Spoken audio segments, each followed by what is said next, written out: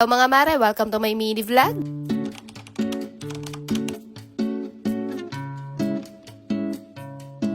Gabi pa nga lang bago yung birthday ng ate namin ay binigay na rin namin yung regalo niya. Ilang buwan na din nga kasi simula nung nasira yung cellphone niya, kaya ayan at bagong cellphone na lang din yung binigay namin sa kanya. Mukha lang yung hindi masaya pero deep inside ay kilig na kilig talaga yan. Yun naman nga tong batang maliit at talagang nakikiusisa din. Bukasan naman nga ay maaga kaming gumayak at kakain lang kami sa labas para ma-celebrate naman yung birthday ng ate namin kahit pa. Ito nga at habang nag-aayos-ayos ako dito nangungulit na din tong batang maliit dito sa gilid. Oh, no.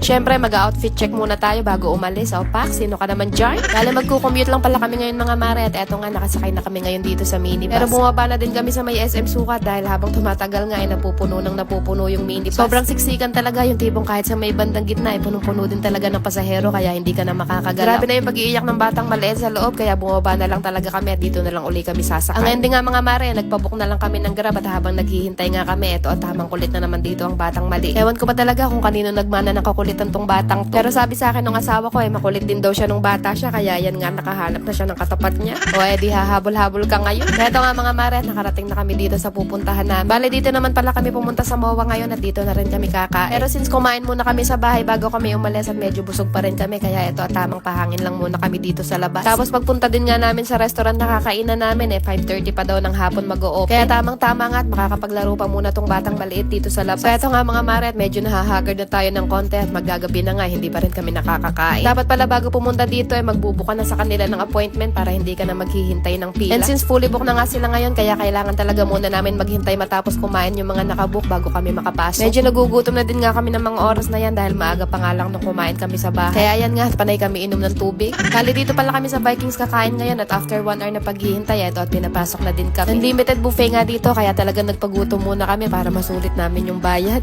Kapag kumain ka dito ng birthday mo ay libre na yung pagkain mo. And since birthday nga ng ate namin ngayon, kaya 3 lang yung binayaran namin. 988 per head yung rate nila pag weekdays at 1,188 naman pag weekend. Lahat ng makikita mong pagkain dyan pwede mong kainin basta bawal lang yung leftover. And nga, tinry din namin yung baked oyster. Ewan mga mare, bakit hindi namin masyadong bet yung lasa? Siguro hindi lang talaga kami sanay sa mga pagkain pang mayaman. Oh, baby, ayun na.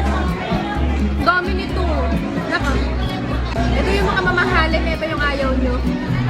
Natatawa na lang tuloy ako ngayon dahil nagtuturoan talaga kami dyan kung sino kakain itong oyster. Dami pa naman kinuha ng asawa ko pero pinilit ko talaga yan ubusin dahil bawal nga yung leftover. Tapos ayan at meron din silang pag-greeting cake sa birthday celebrant. Dali ito nga pala yung mga pagkain na mapagpipilian dito. Meron sila dito ng mga pagkain ng mga insa natin dyan. Mekos-mekos mo na yan. Meron din ditong western station at sa carving station mo naman makikita yung mga meat kagaya ng chicken, roast beef, tsaka lamb. Meron din dyan lechon kawali at sa may bandang gilid niyan mo makikita yung mga pang-ihaw kung gusto mo naman ng ihaw-ihaw. Meron din silang pizza at Italian station kung bet mo naman ng mga pizza at mga pasta. Lahat talaga ng pagkain na makikita mo dito pwede mo lahat kain. Ikaw na lang talagang susuko dyan sa sobrang dami ng pagkain. Nasulit na rin talaga sa halagang 988 pesos. First time lang pala namin kumain sa ganito at para sa akin worth it naman yung experience namin. Ang dami din kasi mga pagkain dyan na first time lang namin natikman kaya sulit na sulit din talaga. Meron din nga pala dito mga Chinese food, Korean food, Japanese food at mga pagkaing Pinoy. Tapos lahat din ng klase ng dessert makikita mo dito. Meron din ditong fruit station at lahat din ng klase ng inumin nandito lahat. Tapos meron din nga ditong mga kakanin. Meron din nga ditong create your own halo-halo at ikaw na lang yung magsasawa kung gaano karami sahog yung gusto mong ilagay. Kaya ito nga at bundat